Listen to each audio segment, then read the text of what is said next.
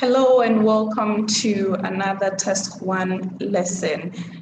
This is for those who are doing general training. Usually these people are people who want to go and work.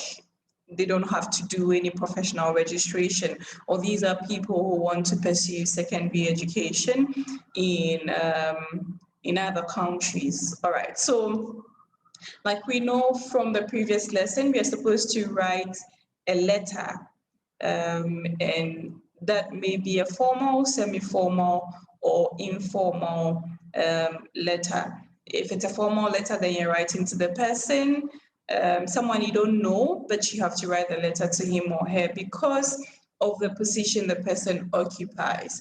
If we are writing to our boss at work, then that's a semi-formal letter, one that we have a working relationship with. If it's a relative who is older than us, then it's still a semi-formal letter, but one that we have a personal relationship with.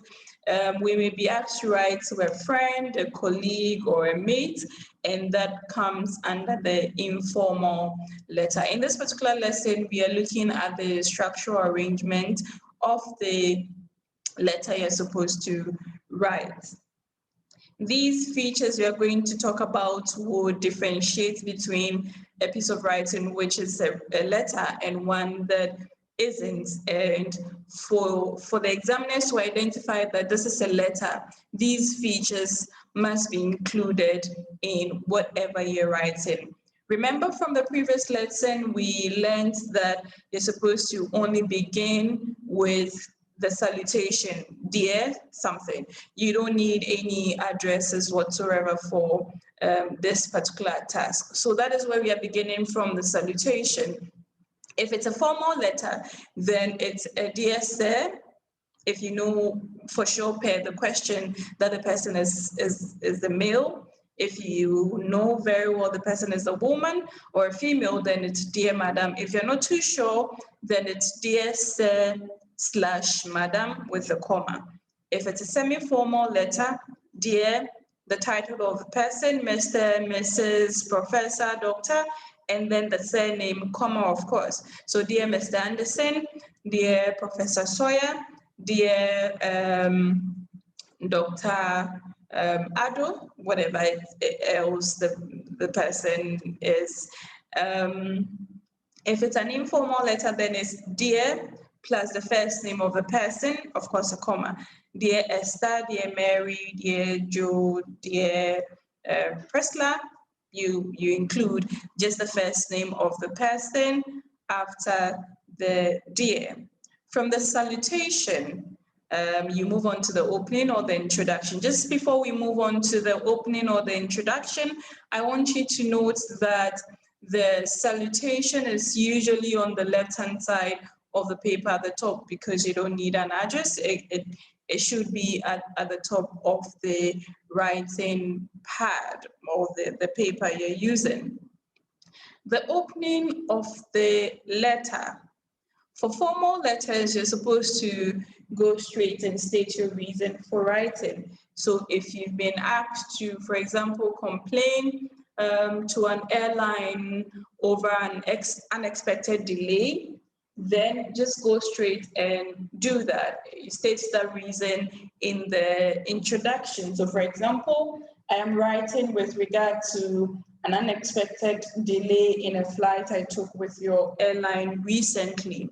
Just go straight without any pleasantries and state your reason for writing. You're doing the same thing for the semi-formal letters for those you have a working relationship with. So you're writing to your boss to request some days away from work, just go straight and state that reason. For those you have a personal relationship with, still under semi-formal letters, for example, writing to your auntie or your uncle, you first of all need to exchange pleasantries before stating your reason. So how is the family? I'm writing to invite you to my graduation scheduled for March 28, 2021. That is for those you have a personal relationship with. For informal letters, you need to only exchange pleasantries in the opening of the letter. It's been a while. How are you doing? How's the family? How is work? Just that for the opening of the informal letter.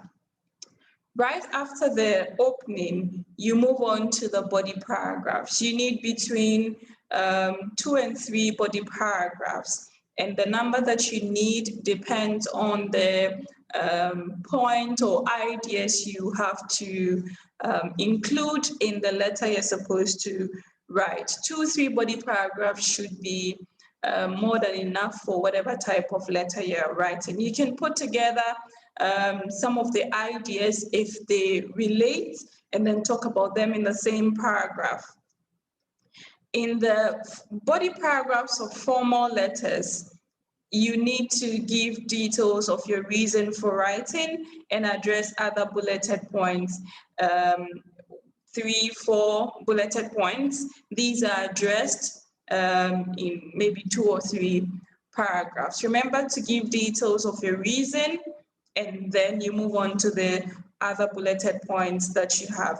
The first bulleted point may be focusing on the details as regards your reason for writing. So if that is the case, then that is just the first part, and then you address the other bulleted points you have as well. You're doing the same thing for semi-formal letters, whether you have a personal relationship or a working relationship with the person.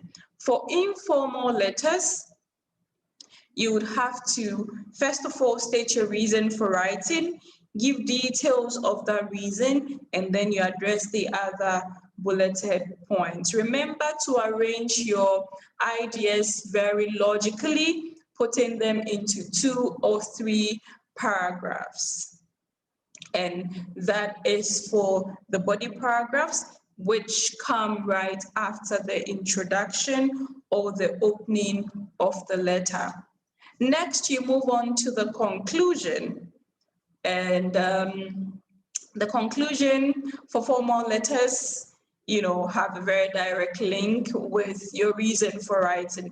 Sometimes it's about expressing the hope that your request will be granted, that your complaint would be considered, and the necessary solutions or apologies rendered to you, whatever it is that you want them to do about that, which means that it's directly related to your reason for writing. So you're more or less iterating why you are writing the letter. The same thing is done for semi-formal letters, those you have a working relationship with. So if you're asking for some days off, then you are expressing the hope that the days should be granted you for you to cater to, or to cater for whatever it is you want to do.